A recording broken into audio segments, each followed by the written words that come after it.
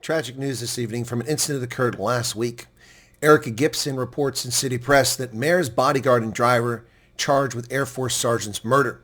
Michael Swanton, a South African Air Force sergeant, was traveling with his wife Stephanie on the R80, the Mabopane main road, on Wednesday evening when two men in a black BMW X3 signaled for them to pull over. Law-abiding South Africans returning home on a public roadway. Two men in the BMW X3 stopped them and later shot and killed Swanton. It turns out that the two men in the X3 are the bodyguards of Douglas Maimane, the mayor of the Madibang municipality, based in Brits. Stephanie, a flight sergeant in the Air Force, was driving the couple's Ford Figo. After she pulled over, the BMW stopped in front of them and two bodyguards got out. They were respectively armed with an R5 rifle and a 9mm pistol. An R5 rifle.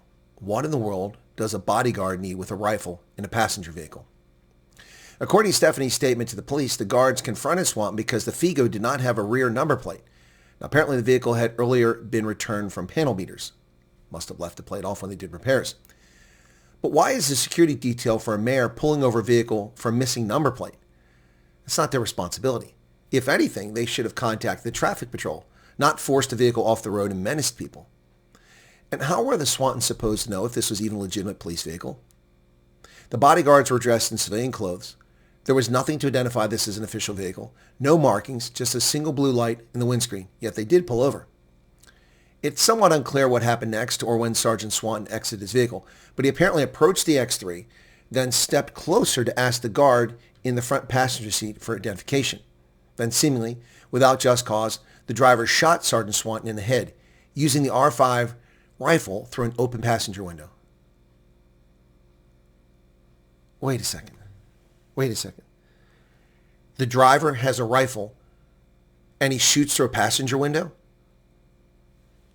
What the hell is going on here? And why is the driver carrying an R5 rifle? How is he supposed to drive a vehicle? Sergeant Swanton died at the scene. The bodyguards reportedly then simply drove off to take the mayor home. Blue privilege, I suppose. Blue light privilege. According to Colonel Dimakatso Nechuchulini, a police spokesman, the bodyguards later handed themselves over at the Hercules police station. Now, according to Stephanie's statement, they were on their way home from the Air Force's shooting club at the Swartkop Air Force Base when the incident happened shortly after 8 p.m. Swanton was a qualified electrician and he was the club's barman.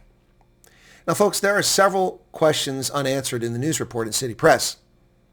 Did the bodyguards identify themselves and produce identification, given that they were in plain clothes and not in a marked vehicle? Why are personal security details endangering the lives of their protectees by playing traffic cop and leaving their VIP unprotected in the vehicle? And why did Sergeant Swanton exit his vehicle and approach the X3? Yes, the statement says he wanted to identify them, but given the nature of safety in South Africa and the rash of fake police and gangsters stopping and attacking motorists, it seems an unwise decision. What, if any, comment does Mayor Maimane have about the incident? It's been nearly a week. Why do local small-town mayors in South Africa have bodyguards? Oh, wait, sorry. South Africa. I've answered my own question. And what, if any, consequences will there be for the bodyguards?